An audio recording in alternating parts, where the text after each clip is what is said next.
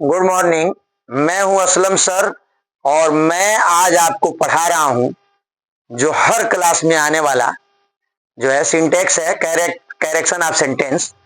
Sentence को correct करना, ये मेरा पार्ट जो है क्या है, 7 होना चाहिए है। हाँ, पार्ट 7 है और 2 पार्ट और बनाएंगे, उसके बाद बंद कर दें, क्योंकि ये हर क्लास में आता है, हर क्लास में आता है, इसलिए जो है हमको ये 9 पार्ट तक जाना पड़ा, नहीं तो हम 2 पार्ट में आपको समझा देते।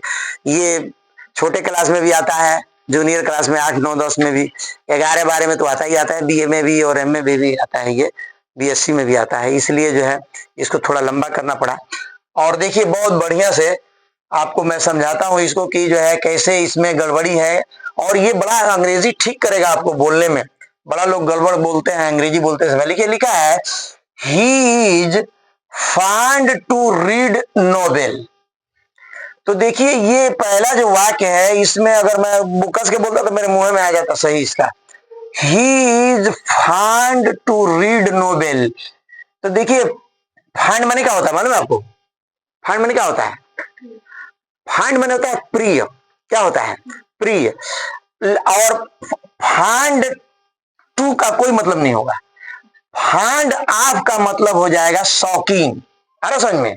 मैं आपको 2-4 शब्द बता रहा हूं, जैसे होता है यस डबल ई, सी माने क्या होता है बताइए? देखना। सी में आप जोड़ दीजिए तो सी आप माने होता है विदा करना, ठीक है। उसके बाद देखिए पुट, पीओटी, पुट माने होता है रखना।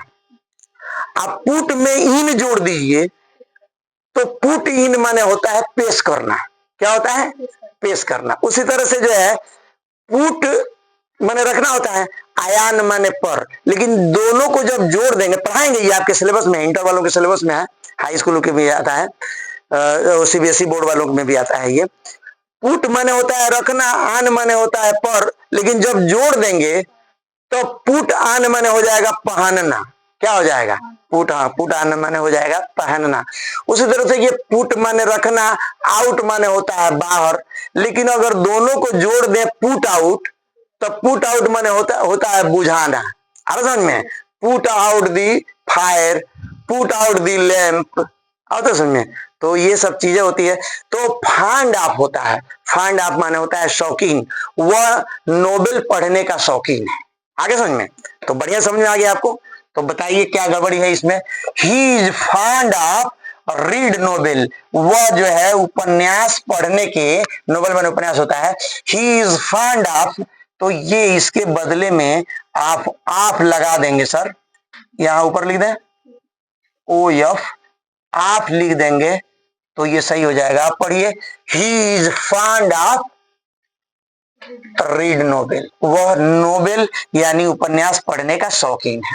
दूसरा देखिए, कह रहा है ही कांग्रेचुलेटेड फॉर माई सक्सेस, उसने मुझे धन्यवाद दिया, समझ में, और मेरे सक्सेस पर, मेरी सफलता पर।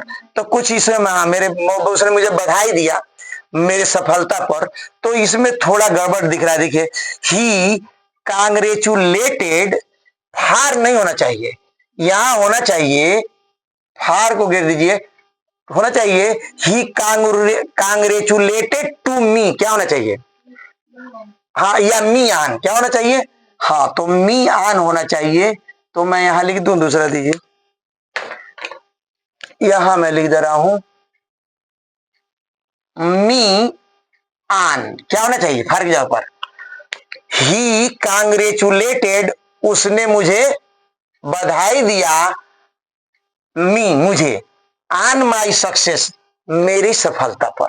ये होगा सर। तीसरा देखिए, कह रहा है आल्दो ही इज पुअर, यद्यपि वो गरीब है, बट ही इज ऑनेस्ट, लेकिन वो ईमानदार है। इसमें तो गलती लग ही नहीं रहा है, लेकिन मैं आपको बता रहा हूं, इसमें आपको गलत नहीं लग रहा होगा, क्योंकि बोलने में लग रहा है कि आल्दो ही इज पुअर, यद्यपि वो गरीब है, बट ही इज ऑनेस्ट, लेकिन वो ईमानदार है। तो ऐसे जगह पर एट नहीं लगता है, ये जो प्रीपोजिशन, ये कंजक्शन है, बट क्या है? हाँ, कंजक्शन है, एंड है, बट है, ये कंजक्शन होता है। तो यहां बट के जगह पर एट लगाया जाता है, YET, क्या लगाया जाता है बोलिए? हाँ, YET, एट लगाया जाता है, बट नहीं लगाया जाता है। तो हो जाएगा although he is poor yet he is honest। आपको थोड़ा अंटंडम लग रहा होगा, लेकिन दरअसल यही सही है 100%। नेक्स्ट देखिए, run carefully लेस्ट you may fall, सावधानी से दौड़ो, आ रहा समझ में, यद्यपि तू गिर न जाओ, लेस्ट यू में फाल। तो ये इसमें आपको समझ आ रहा है क्या गड़बड़ी है? आप लोगों को समझ में आ रहा है? हाँ, क्या गड़बड़ी लग रहा है? नहीं, यहां गड़बड़ है, देखिए ये मैं देख रहे हैं, हाँ यहां मे के जगह पर रहेगा शुड, क्या रहेगा? हाँ, SHOULD, शुड लिख देंगे तो होगा इसका अर्थ, बाकी सब सही है। Run carefully लेस्ट you should fall, कहीं तुम गिर न जाओ, सावधानी से दौड़ो कहीं तुम गिर न जाओ। तो ये सब वाक्य है, इसको तो आप जो है याद करना, वाक्य को तो बोलने में काम आ जाएगा, इंग्लिश स्पीकिंग में आपको काम आ जाएगा। यहां देखिए, कह रहा है राम बिट्स, राम मारता है, हिम उसको, बाई ए स्टिक, स्टिक द्वारा, डंडे द्वारा मारता है। कुछ गड़बड़ लग रहा है कि नहीं आपको? बिल्कुल गड़बड़ है सर। ये होता है Ram goes by A boss, तो सही रहता कि राम बॉस द्वारा जाता है। तो यहाँ बॉस वगैरह हो वहां बाई लगता है, ट्रेन है बाई ट्रेन, बाई बस, यहाँ बाई नहीं रहेगा सर, यहाँ जो है विथ रहेगा। क्या रहेगा? हाँ, WITH, सर विथ लिखिए बाई की जगह पर। अब पढ़िए, राम बिट्स मारता है हिम उसको, विथ ए स्टिक, एक छड़ी से। किसे? एक छड़ी से। छड़ी द्वारा नहीं मारता है, छड़ी से मारता है। क्या करता है? हाँ, मैं भी आपको छड़ी द्वारा मारता हूं कि छड़ी से मारता हूं? अब तो मारना छोड़ दिया मैंने। चलिए आ जाइए, कह रहा है each of us have finished our work, हम में से प्रत्येक, क्या कह रहा है? ईच ऑफ अस, हम में से प्रत्येक। तो देखिए, हम में से प्रत्येक, एक वचन, हम में से प्रत्येक, आप और हम, तो ये एक वचन हो गया ना, हम में से प्रत्येक। तो हैव के जगह पर क्या होना चाहिए? हाँ, हैव के जगह पर हैज हो जाएगा, है ना समझ में। और ये देखिए, आवर के जगह पर हीज हो जाएगा। क्या हो जाएगा?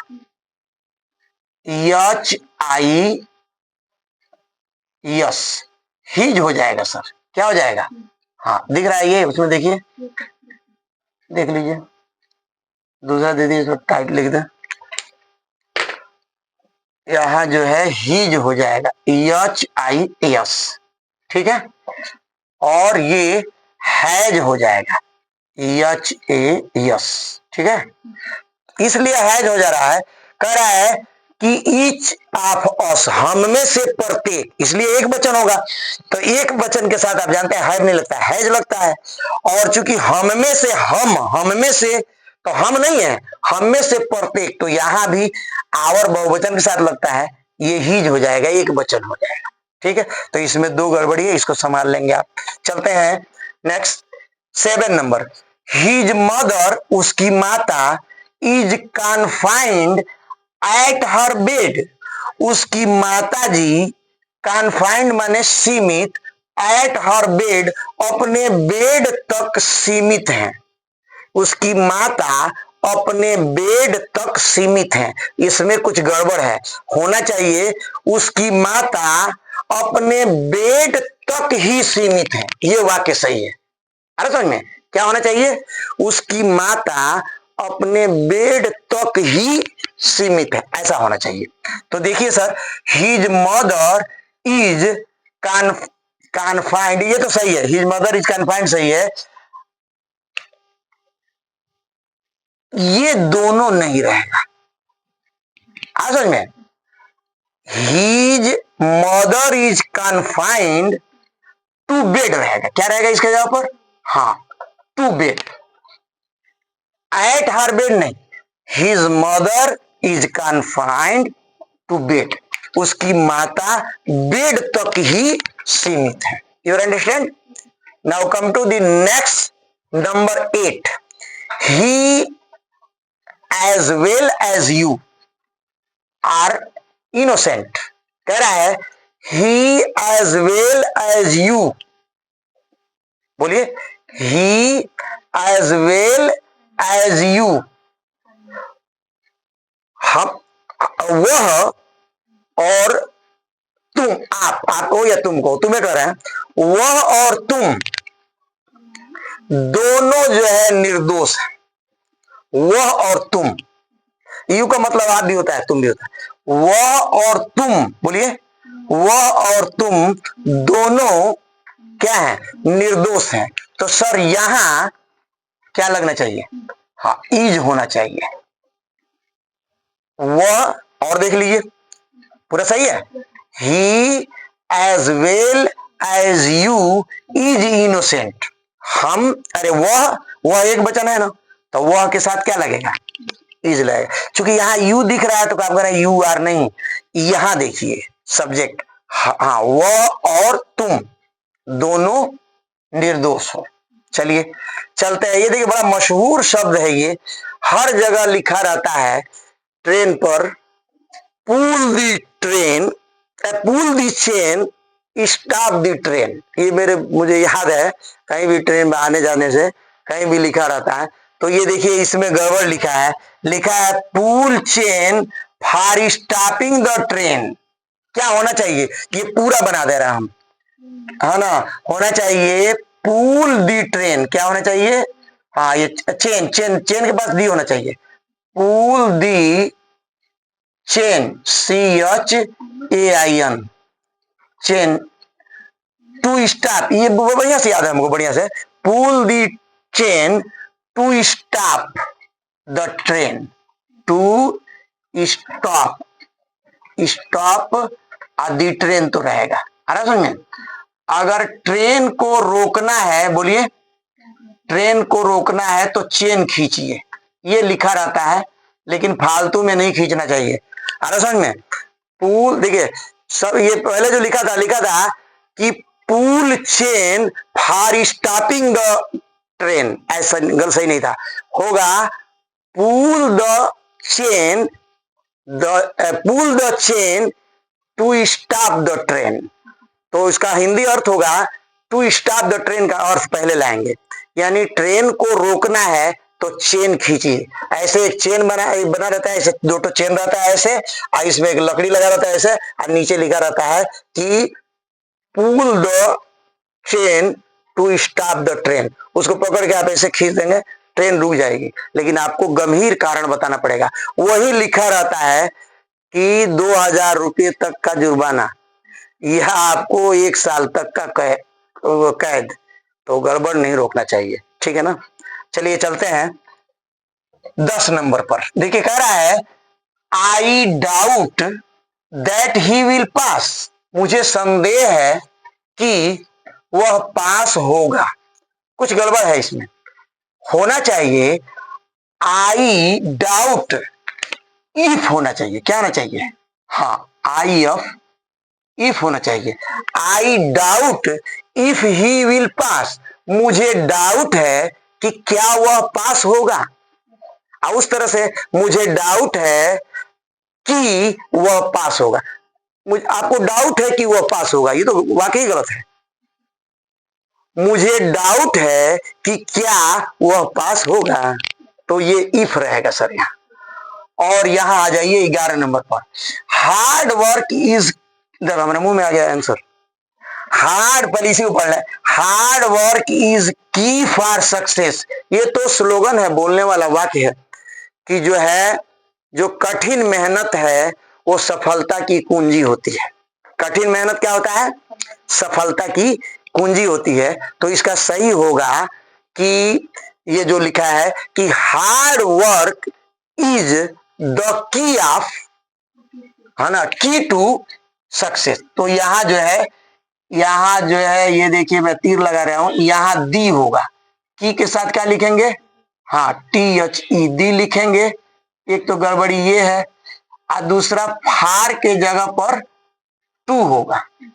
तो आप पढ़िए, hard work is the key to success. कठिन मेहनत सफलता की कुंजी होती है। की माने चाबी होता है, कुंजी चाबी, KEY की माने चाबी, चाबी नहीं जो ताला खोलते हैं वो है। और ये हम आपको छोड़ दें, इसमें मैं आपका हेल्प कर दे रहा हूं, समझा दे रहा हूं। कह रहा I have not seen him, मैं नहीं देख चुका हूं उसको लेट, उसको मैं लेट नहीं देख चुका हूं, है ना, या मैं उसे लेट नहीं देखा हूं, देख चुका हूं। तो ये इसमें कुछ गड़बड़ी है, आप इसको सोच के बनाइए, बाकी सब सही है। I have not seen him, इसमें कुछ गड़बड़ी है, समझ में, इसको आप बना के भेजिए। ये मैं आपको बता दे रहा हूं, ये 2024 में आया हुआ है इंटरमीडिएट में, 23 में भी आया था, हाँ 23 में गेस किया था तो आ गया, इसलिए मैं इसको यहां डाल दिया हूं लास्ट में। 13 नंबर कह रहा है he has receive letter, he has receive a letter yesterday. तो देखिए ये स्टरडे लगता है पास्ट इंडेफिनिट टेंस के वाक्य में, और हैव लगता है पास्ट परफेक्ट टेंस के वाक्य में। तो या तो आप इसको पास्ट परफेक्ट में रहने दें, पास्ट परफेक्ट टेंस में रहने देंगे तो हैज रहेगा, स्टरडे खत्म हो जाएगा, और नहीं तो हैज को आप हटा दें तो पास्ट इंडेफिनिट टेंस में हो जाएगा। तो बेटर तो यही है कि आप हैज को हटा दें, हैज को आप क्या करें, क्रॉस कर दें, स्टरडे रहने दें, हो जाएगा ही रिसीव्ड ए लेटर स्टरडे, वो जो है कल एक पत्र जो है वो रिसीव किया। तो मैं हूं असलम सर।